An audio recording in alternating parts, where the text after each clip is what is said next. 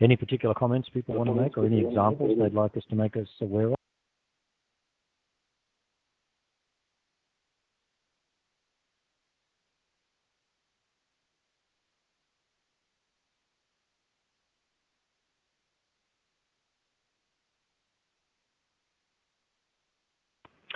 Okay, if you don't get a chance to verbally talk about some of these things, if you'd like to put them in the text chat so that we can capture all of those. The second example that I've got up here, we talked about the quiz chair. The other thing we've been looking at in Second Life is Quiz HUD. That's a heads-up display. I won't go in and show an example of that. Because I just want to finish off this bit and see if there's any more discussion people want to have. What I will show is just a shot, a screenshot from inside Second Life, and just say one of the things we like about Quiz HUD is that in Second Life you can res objects, so you can make objects which are three-dimensional, and you can have your avatar come along and touch those objects or do things with those objects. So one of the things that Quiz HUD allows you to do is to set a task or a quiz for students where they have to identify things on an object or components on the object, and you can capture their recognition of those components within the object. So we've only set up a simple example here. This again happens to be a chemistry example where the avatar can touch different parts of a chemical structure and identify those different parts. So again, you could have a medical example, and people have done that sort of thing, and have the avatars interact with either, it could be anatomical features, it could be equipment, it could be how equipment's being used, or to identify different parts on an image. But in this case, we're showing actual three-dimensional objects. So there's lots of uses for this Quiz HUD. But the particularly nice thing about it is it allows you to use the things that Second Life does well. That is that you've got three-dimensional objects, and you can move around these three-dimensional objects, and you can identify those components. So it's quite a nice example of how you might be able to do that. What I want to do now is just go through a couple of these slides and then end off the formal part of this presentation. And that is, where do we want to go with this? Now, what we've done here is very simple examples.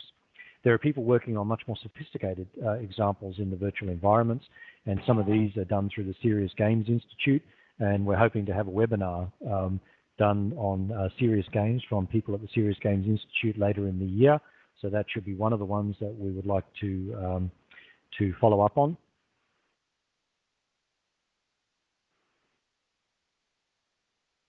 And certainly the whole area of simulations and games is quite interesting. And one of the fascinating things I think about simulations and games is that while students are working their way through simulations and games, you're actually capturing a lot of information. That information potentially should be able to be converted into a capability map.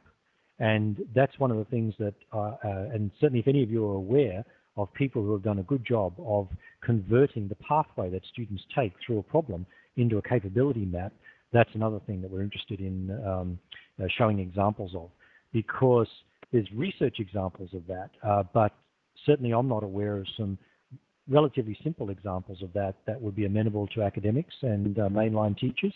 They all seem to be very sophisticated research examples. So what I'm talking about here is where you can actually convert a capability map into a measure of the learning that students have done by tracking the path that they've taken through something. Now, things like IMEX, if you could, Matthew, if you could put that in as well, just about IMMEX, that's an example of problem solving on the web, and it actually tracks the path that students take to solve a problem. And again, it's quite a nice way of being able to do that, but we need to be able to set some fairly sophisticated tasks so that we can map those capabilities in a more sophisticated level. And this is where we need the technology to be able to give us a good interface, because some of those interfaces at the moment are still very much in the research realm or have to be built by, used by specialists. It's fine to have things built by specialists, but we actually want them to be used by non-specialists. So we need interfaces that are relatively straightforward and easy for mainline teachers and academics to be able to use. So I'm going to skip to the where we might go now with the future.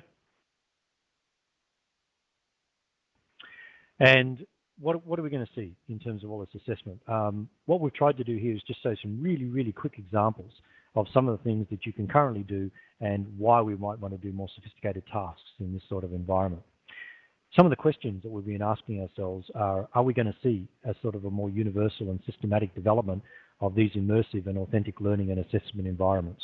To be able to do that, we need to be able to capture what students are doing in those environments, just like you do in games, and then to be able to convert that into a capability map, and then that capability map to be able to be converted into either marks or grades or whatever learning outcomes, whatever we need to be able to do to show that students have actually developed capabilities and then be able to use those.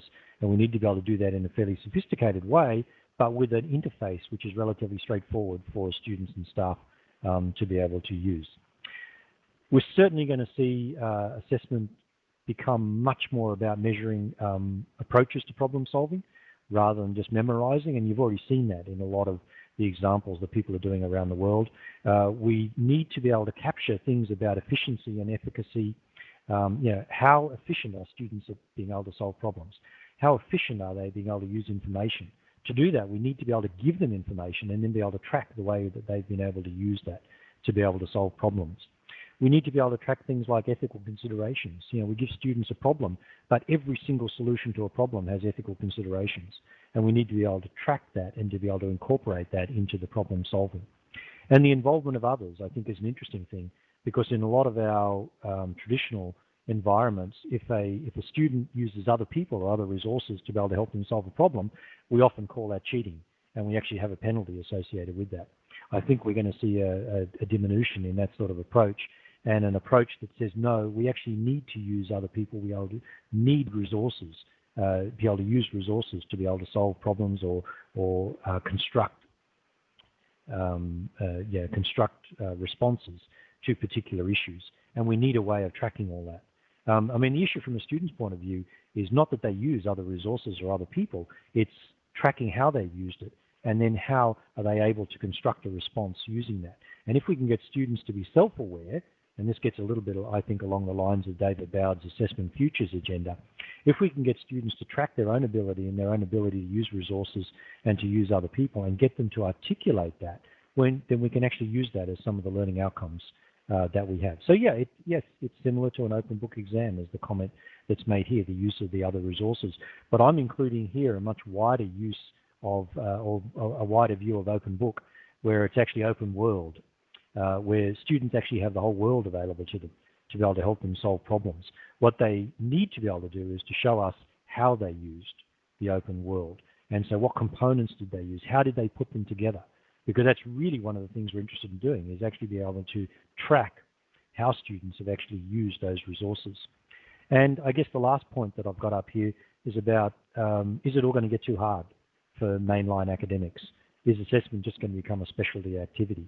Now, I don't think assessment per se is going to become an assessment, a specialty activity, but what it will become is it will become a team activity. So we certainly will have to move much more to a team-based approach in terms of the learning, the teaching, and the assessment environment. And again, we've seen that in lots of different areas, but I think we'll have to formalize that and be able to track those things.